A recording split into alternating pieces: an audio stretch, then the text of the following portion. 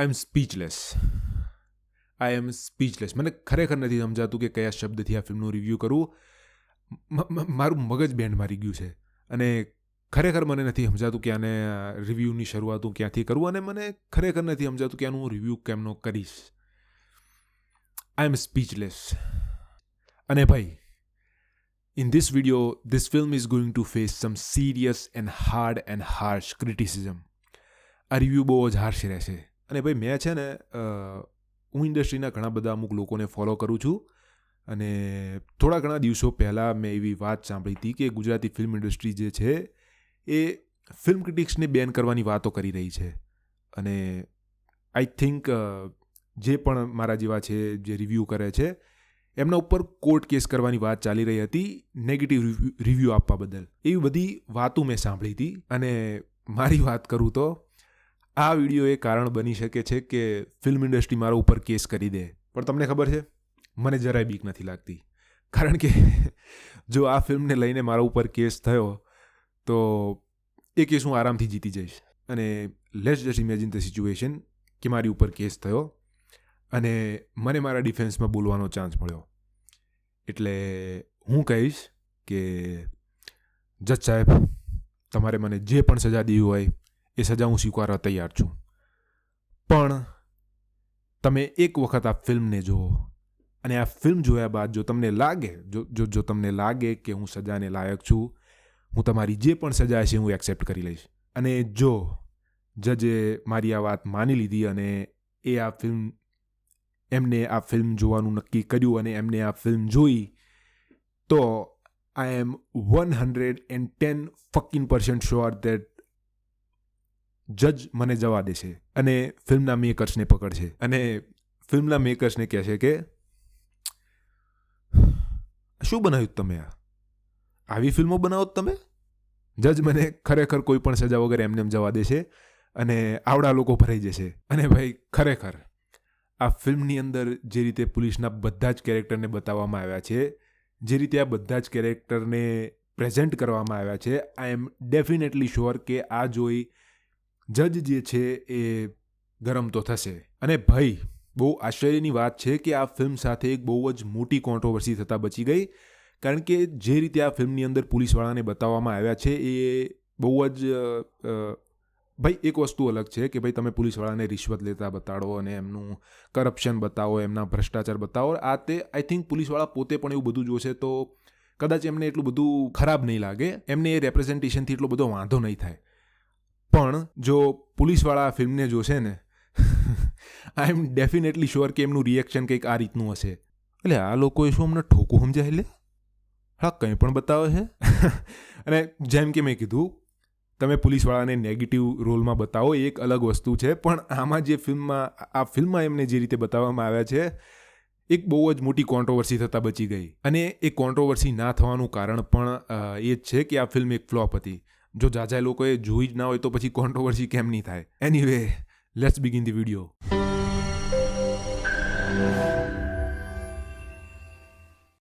આ વર્ષે ગુજરાતમાં ટોટલ 68 ફિલ્મો રિલીઝ થઈ. એ 68 ફિલ્મોમાંથી મેં ટોટલ 26 ફિલ્મો જોઈ અને એ 26 ફિલ્મોમાંથી સૌથી ખબર છે શું? This is not the worst movie of 2024. This is the worst movie of Gujarati cinema ever made. Gujarati સિનેમાનું ગુ, ગુજરાતી સિનેમાનું સંડાસ, ગુજરાતી સિનેમાનું આઈ ડોન્ટ નો, જે તમને કોમેન્ટમાં ઠીક લાગે, છુટ્ટી, જે કહેવું હોય એ, ખાલી જગ્યા પૂરો. અને ભાઈ, મારી એક આંખમાં 3.5, એક આંખમાં 3.25 નંબર છે અને એ નંબર અમથા નથી આવ્યા. હું એક ફિલ્મ નર્ડ છું, હું ફિલ્મોને ભણી ચૂક્યો છું, હું ફિલ્મોનો સ્ટુડન્ટ છું અને મેં નહીં તો લગભગ મારી જિંદગીની અંદર 3000 કરતાં પણ વધારે ફિલ્મો જોઈ છે. 1990થી લઈને 1950, 1950થી લઈને 1915, Japanese cinema, French cinema, anime, Hollywood, Korean, French, Italian, જાતની વસ્તુઓ જોઈ છે. અને સ્વાભાવિક છે કે જ્યારે તમે આટલી બધી વસ્તુઓ જોતા હોય તો તમે ઘણી બધી વખત ઘણો બધો કચરો પણ જુઓ.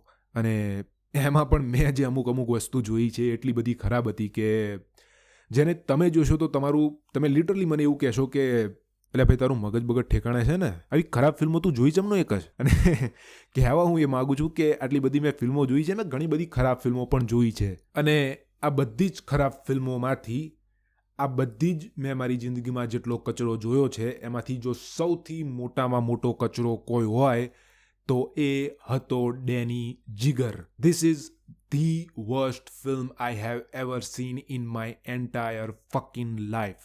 લેટરબોક્સ નામની એક એપ આવે છે જેની અંદર તમે તમારી ફેવરેટ ફિલ્મો એડ કરી શકો, એને 5 સ્ટારમાંથી રેટિંગ દઈ શકો, એના રિવ્યૂ તમે લખી શકો અને બેસિકલી તમે તમારી ફેવરેટ ફિલ્મોની લિસ્ટ તમે એ એપ ઉપર બનાવી શકો, એના રિવ્યૂ દઈ શકો. અને આ એપ ઉપર હું મારી જિંદગીમાં જેટલી પણ ફિલ્મો મેં જોઈ છે એમાંથી મેં ટોટલ 700 જેવી ફિલ્મોને આ એપ ઉપર એડ કરી છે. અને એ બધી ફિલ્મોમાંથી અને ભાઈ મારો એક નિયમ છે, ફિલ્મ ગમે તેવી ખરાબમાં ખરાબ ફિલ્મ ના હોય, ગમે તેવી હાવ બકવાસ, ગમે તેવી હાવ ખરાબ ફિલ્મ ના હોય તો હું એ ફિલ્મને આ એપ ઉપર ઓછામાં ઓછો 1 કાં તો અડધો સ્ટાર તો દઉં જ છું.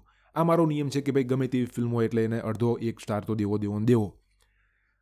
પણ ડેની જીગર મારી જિંદગીની આ એપ ઉપર સૌથી પહેલી એવી ફિલ્મ હતી કે જેને મેં 0 સ્ટાર દીધા. ડેની જીગર મારી જિંદગીની સૌથી પહેલી એવી ફિલ્મ છે જેને હું 10માંથી 0 આપીશ.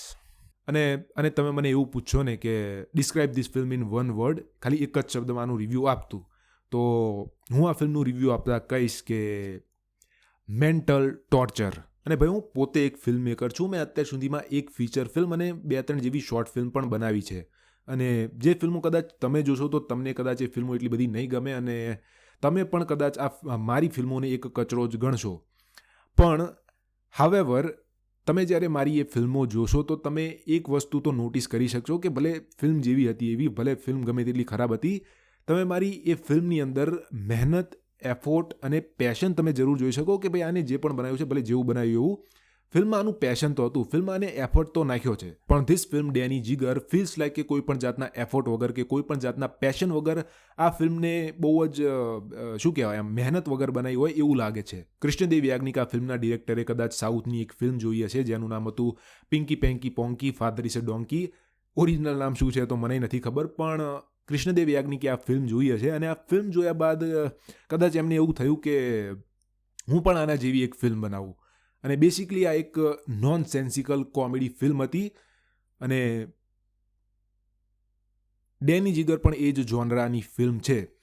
પણ આ બંને ફિલ્મોની વચ્ચે એક બહુ જ મોટો તફાવત જે છે એ છે કે પિંકી પોન્કી જે ફિલ્મ હતી એ એક બહુ જ ફની ફિલ્મ હતી, ભલે એક નોન સેન્સિકલ ફિલ્મ હતી. Danny Jigar however is not a funny film at all. અને હું તમને કહું કે આ ફિલ્મની અંદર એમને કોમેડિયન નામ પર શું કર્યું છે, હું તમને કહું. ફિલ્મની શરૂઆત થાય છે જ્યાં 2 ચોર જે છે એ કોઈ મ્યુઝિયમની અંદર ચોરી કરવા જઈ રહ્યા છે અને એ મ્યુઝિયમની અંદર ચોરી કરવા માટે એમને પહેલાં તો મ્યુઝિયમની જે ધાબુ છે એના ઉપર ચડવું પડશે. અને હવે ધાબા ઉપર ચડવા માટે એમને એક દોરડાની જરૂર હોય છે અને હવે થાય છે એવું કે દોરડું લાવવાનું ભૂલી જાય છે. આમ તો દોરડું એમની જોડે હોય છે પણ એ ઉપયોગ નથી કરતા. અને તો હવે 2 ચોર હોય છે, તો એક ચોર શું કરે છે, એક મરચું એ લઈને આવ્યો હોય છે, એ મરચાને એ બીજા ચોરની નાખે છે અને બીજો જે ચોર છે એ ઊંચો ઉલ્લે છે અને ધાબા ઉપર ચડી જાય છે. અને કોઈની પાછળ મરચું નાખવું અને પછી એનું ઊંચું ઉલળવું અને પછી ચિમ્પાન્ઝીની સાઉન્ડ ઇફેક્ટ નાખવી, એ આ ફિલ્મની કોમેડી છે. અને હજુ બીજું કહું, આ સીન પછી એમને હવે એ બિલ્ડિંગમાંથી હેઠે ઉતરવાનું હોય છે, એ મ્યુઝિયમમાંથી હેઠે ઉતરવાનું હોય છે. તો એ શું કરે છે, આ જે ચોર જે છે એ એક ઘાઘરો હારે લઈને આવ્યો હોય છે અને આ બિલ્ડિંગની હેઠે ઉતરવા માટે એ ઘાઘરો પહેરી લે છે અને પછી બિલ્ડિંગમાંથી થેગડો મારી દે છે. એટલે અને પેલું પેરાશૂટ કઈ રીતે લેન્ડિંગ કરાવે એ રીતે એ ચણિયો એને લેન્ડિંગ કરાવે છે અને એ આ ફિલ્મની કોમેડી છે. અને હજી કહું, પૂજાડી નામનું આ ફિલ્મની અંદર કેરેક્ટર છે જે બાઇક લઈને ક્યાંક જઈ રહ્યું છે અને એનું બાઇક રસ્તામાં ક્યાંક બંધ પડે છે, એટલે એ એના બાઇકને પાછી ચાલુ કરવા માટે, એ બાઇકને પાછું ચાલુ કરવા માટે કિક મારીને એને ચાલુ કરવાની ટ્રાય કરે છે. અને એ કિક મારતી વખતે એ પાડી જાય છે અને એ આ ફિલ્મની કોમેડી છે. અને હજી એક કહું, પૂજાડીનું આ કેરેક્ટર એક એવા કપડાં પહેરીને જાય છે જે એના પગ દેખાઈ રહ્યા છે અને જેના લીધે એના અંદરના જે રૂંવાટા છે, એના જે વાળ છે એ બધું દેખાઈ રહ્યું છે. એટલે એ જોઈને બધા જે આજુબાજુના કેરેક્ટર છે એ ઉલટી આવતી હોય એવી એક્ટિંગ કરી રહ્યા છે અને એ આ ફિલ્મની કોમેડી છે. ફિલ્મમાં એક પોલીસ કમિશનરનું કેરેક્ટર છે જે અમુક ગુંડાઓનો સામનો કરી રહ્યો છે અને એમની લડાઈ ચાલી રહી છે બે વચ્ચે. અને એ શું કરે છે, એક જગ્યાએ પેશાબ કરવા માંડે છે અને એ પેશાબને એના હાથમાં પકડે છે અને એ પેશાબ એના હાથમાં લઈ, એનું જ પેશાબ એ પેલા જે ગુંડા એની ઉપર હુમલો કરવા આવતા હોય છે એમના ઉપર ઘા કરે છે, અને પેલા જે ગુંડા હોય છે એ બધા ગુંડા બેભાન થઈ જાય છે, અને એ આ ફિલ્મની કોમેડી છે. અને ભાઈ ખોટું ના લગાડતા, તમને કહું છું, હા તમને, જો તમે એવું કહેતા હોય કે આ ફિલ્મ એક કોમેડી ફિલ્મ હતી અને તમને આ ફિલ્મની કોમેડી ગમી અને તમને આ ફિલ્મની કોમેડી બહુ જ ફની લાગી, તો ખોટું ના લગાડતા, તમને કહું છું તમારે મેન્ટલ ટ્રીટમેન્ટની જરૂર છે અને તમારે તમારા મગજની ખરેખર ઇલાજ કરાવવાની જરૂર છે. જસ્ટ કિડિંગ, મજાક કરું છું. પણ સિરિયસલી જો તમને ખરેખર એવું લાગતું હોય કે આ ફિલ્મની જે કોમેડી હતી એ બહુ જ ફની હતી અને આ ફિલ્મની કોમેડી હતી, તો મારા ભાઈ તમે બહુ જ ઓછી કોમેડી ફિલ્મો જોઈ છે અને તમને કોમેડી ફિલ્મો શું કહેવાય એની હજી ખબર જ નથી. કારણ કે આ ફિલ્મ કોમેડીના નામ ઉપર ઘરે છું અત્યારે, કંઈ બોલ્યો તો ગાભા નીકળી જશે. જો આ ફિલ્મનું રિવ્યૂ હું મારા ઘરેથી ના કરતો હોત ને તો આ ફિલ્મના ગાભા કાઢી નાખતું. અને ભાઈ હવે ફિલ્મની જે સૌથી ખરાબમાં ખરાબ વસ્તુ હતી એની વાત કરીએ. ફિલ્મની એક્ટિંગ. યશ સોની અને બીજી એક એક્ટ્રેસ છે જેમનું નામ મને નથી આવડતું, પણ she is a really good actress. English મારું નથી સારું. She is a really good actress. Hellaro, 3 Ekka અને રિસેન્ટલી ઉમ્બ્રો ફિલ્મની અંદર પણ તે છે અને બહુ સારી એવી એક્ટ્રેસ એ છે. પણ આ ફિલ્મની અંદર આ બેને જે ઓવર એક્ટિંગ કરી છે, ભાઈ, I would say the worst performance I have ever seen by any woman in a history of film, TV or any medium. Literally આ બેન જ્યારે પણ ફ્યુચરમાં એમના પાસ્ટના કામને યાદ કરશે કે ભાઈ મેં મારી જિંદગીમાં શું કર્યું છે, જ્યારે પણ આ ફિલ્મ જોશે, આઈ એમ ડેફિનેટલી શ્યોર કે એમને એવું થશે તે કે યાર નહોતું કરવાનું, આ કેરેક્ટર નહોતું કરવાનું, બહુ મોટી ભૂલ કરી દીધી મેં. અત્યારે ભલે એમને એવું ના થતું હોય, પણ અને મેં તો એવું પણ સાંભળ્યું છે કે આ બેને જે છે આ ફિલ્મ માટે થઈને થોડોક એક્સ્ટ્રા વજન પણ વધાર્યો હતો અને હવે આ બેનનો પણ એમાં કંઈ વાંક નથી. કૂવામાં હોય તવાડામાં આવે. અને હા, આ વાત યશ સોનીને પણ એટલી જ લાગુ પડે છે. અને તમને ખબર છે આમાં એક બહુ મોટું બ્લન્ડર શું થયું? આ ફિલ્મ પછી, ડેની જીગર ફિલ્મ પછી તરત જ જગત જે હતી એ ફિલ્મ રિલીઝ થવાની હતી અને આઈ થિંક ઓડિયન્સ જે હતી ને એ થોડીક ભગવાઈ ગઈ કે ભાઈ આ જે એક્ટર છે એની હમણાં જ હજુ એક પોલીસના રોલમાં આપણે ફિલ્મ જોઈ, બહુ જ ઘંટ જેવી પરફોર્મન્સ આ ફિલ્મની અંદર એમને દીધી હતી, તો હવે ફરીથી એમને પોલીસમાં આપણે નથી જોવા. અને આવું થાય છે. અને એ તો હું ગેરંટીથી કહી શકું છું કે જો જગત ફિલ્મનું ફ્લોપ થવાનું જો કોઈ કારણ હોય તો એ હતું ડેની જીગર. અને જો યશ સોનીની જો ડેની જીગરની જગ્યાએ જગત ફિલ્મ રિલીઝ થઈ હોત તો આઈ એમ ડેફિનેટલી શ્યોર કે જગત ફિલ્મ જે છે એક હિટ રહી હોત. ઇવન ડેની જીગર માટે આમને જેટલું પ્રમોશન અને જેટલી માર્કેટિંગ કરી હતી એ ના કરી હોત ને એની જગ્યાએ જગત માટે એટલી માર્કેટિંગ અને પ્રમોશન કર્યું હોત તો જગત ફિલ્મ જે છે એ થિયેટરમાં સારી એવી ચાલી હોત. અને મેં આ ફિલ્મના અમુક રિવ્યૂ જોયા હતા જેમાં લોકો એવું કહી રહ્યા હતા કે ભાઈ આ ફિલ્મનું જે બજેટ છે બજેટ પ્રમાણે આ ફિલ્મનું VFX બહુ સારું હતું. તો કોઠા ફિલ્મનું VFX સારું હતું.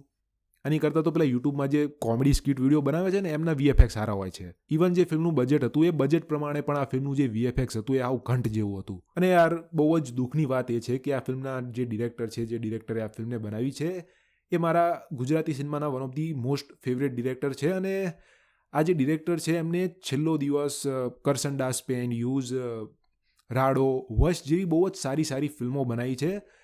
અને આઈ થિંક કૃષ્ણદેવ યાજ્ઞિકને એક દિવસ એવું થયું કે ગુજરાતી સિનેમાની સૌથી પોપ્યુલર ફિલ્મ બનાવવાનો રેકોર્ડ મારે નામે છે, ગુજરાતી સિનેમાની મોસ્ટ લવડ ફિલ્મ બનાવવાનો રેકોર્ડ મારી નામે છે, ગુજરાતી સિનેમાની one of the highest grossing ફિલ્મનો રેકોર્ડ મારા નામે છે, તો ગુજરાતી સિનેમાની વન ઓફ ધી વર્સ્ટ ફિલ્મનો રેકોર્ડ પણ મારા નામે હોવો જોઈએ.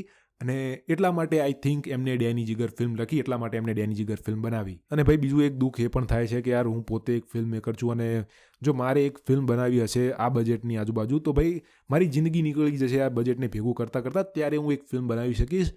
અને આ ઘણા બધા ફિલ્મ મેકર છે જેમની જોડે બજેટ છે અને એ કંઈ પણ બનાવી રહ્યા છે. અને ભાઈ જો આ વિડીયોનો બનાવવાનો મારો જે હેતુ હતો એ આના મેકર્સને કે કોઈ પણને ઠેસ પહોંચાડવા માટે આ વિડીયો નહોતો બનાવ્યો. આ બસ મારું એક રિવ્યૂ હતું, એન્ટરટેનમેન્ટ માટે આ રિવ્યૂને મેં બનાવ્યું હતું. અને જે રીતે આ ફિલ્મને એન્ટરટેનમેન્ટ માટે બનાવવામાં આવી હતી એ રીતે આ વિડીયોને પણ તમારે એઝ અ એન્ટરટેનમેન્ટ લેવો. અને હું એવું બિલકુલ નથી કહી રહ્યો કે ભાઈ આવી ફિલ્મ ના બનવી જોઈએ ને આવી ફિલ્મ બનાવાય જ નહીં, આ ફિલ્મ કરે આવી ફિલ્મ શું લેવા બનાવી અને બ્લા બ્લા બ્લા બ્લા બ્લા. અને અને ક્રિએટરના ક્રિએટિવ ફ્રીડમની પૂરેપૂરી ઇજ્જત કરું છું, હું પૂરેપૂરી રિસ્પેક્ટ કરું છું. અને આ વિડીયોથી આ ફિલ્મના મેકર્સને કોઈ પણ જાતનું ખોટું ના લાગવું જોઈએ, કારણ કે એઝ અ ફિલ્મ મેકર્સ તમારી જોડે બધો જ અધિકાર છે કે તમે ક્રિએટિવ ફ્રીડમ યુઝ કરીને તમારે જે પણ ફિલ્મ બનાવી છે તમે બનાવો. અને એઝ અ ફિલ્મ ઓડિયન્સ મારો પણ એ અધિકાર છે, મારી જોડે પણ ફ્રીડમ ઓફ સ્પીચનો અધિકાર છે કે ભાઈ મને ફિલ્મ ના ગમી તો મને જે યોગ્ય લાગે હું બોલી શકું. તો આનાથી તમને ખોટું તો ના જ લાગવું જોઈએ. અને જો તોય તમને ખોટું લાગે તો તમને ખબર છે હું શું કહીશ. અને જો તમને એવું લાગતું હોય કે મારી આ ફિલ્મના ડિરેક્ટર પ્રત્યે કોઈ પર્સનલ ભડાશ છે, તો એવું કંઈ નથી. છેલ્લો દિવસ ફિલ્મ ઉપર પણ મેં એક રિવ્યૂ વિડીયો બનાવ્યો હતો, જ્યાં મેં આ જ ડિરેક્ટરના ઘણા બધા વખાણ કર્યા હતા. તો જો તમે એવું સમજતા હોય તો એ વિડીયો એક વખત જરૂર જોજો. અને બસ આ હતું મારું 2024ની ગુજરાતી સિનેમાની વન ઓફ ધી વર્સ્ટ ફિલ્મનું રિવ્યૂ. જો તમે આ ફિલ્મ જોઈ હોય તો તમને આ ફિલ્મ કેટલી ખરાબ લાગી એ મને કોમેન્ટમાં જરૂર કહેજો. પ્લસ આ તો મારો 2024ની સૌથી વાહિયાત ફિલ્મનો રિવ્યૂ વિડીયો હતો. 2024ની અંદર એક બહુ જ જોરદાર ફિલ્મ આવી હતી જેનું નામ હતું લોચા લાપસી. તો એના ઉપર પણ મેં વિડીયો બનાવ્યો છે, તો એ પણ તમે જરૂર જોજો. એ વિડીયોની અંદર પણ તમને ઘણી મજા આવશે. અને ટોપ 10 વર્સ્ટ અને બેસ્ટ ગુજરાતી ફિલ્મો 2024ના વિડીયો ઉપર પણ મારું કામ ચાલુ છે. જો તમે એ વિડીયો જોવા માંગતા હોય તો એ વિડીયો હું ટૂંક સમયમાં મારી ચેનલ ઉપર અપલોડ કરી દઈશ. તો એ વિડીયો જોવા માટે સબસ્ક્રાઇબ ધી ચેનલ.